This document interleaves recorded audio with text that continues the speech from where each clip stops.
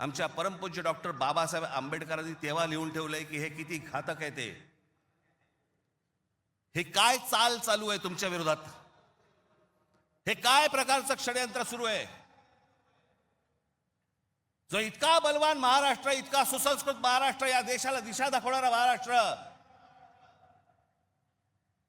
सगळ्या बाजूनी संपन्न असा महाराष्ट्र, हे सगळ्या बाजूनी येत आहेत आणि महाराष्ट्राने तुम्हाला फक्त इथे तुमचे चावे घेत आहेत. तुम्हाला उद्ध्वस्त करायचं आहे ना? उठा या जमिनीवरनं, निघा इथून, आम्ही येत आहोत. काल परवाकडेच मी एका चॅनलला सांगितलं, हिरे असतात, मोती असतात, सोनं असतं, चांदी असते, अजून काही मौल्यवान गोष्टी असतात,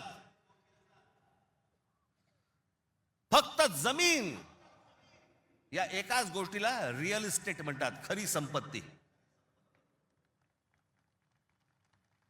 दुसऱ्या कोणत्याही गोष्टीला रिअल इस्टेट म्हटलेलं नाहीये, फक्त जमिनीला रिअल इस्टेट म्हटलंय, कारण ती तुमची संपत्ती आहे. तुमच्या पायाखालची जमीन आणि तुमची भाषा ही मेली की तुमचं अस्तित्व संपलं, तुम्ही कोणी नाही आहात.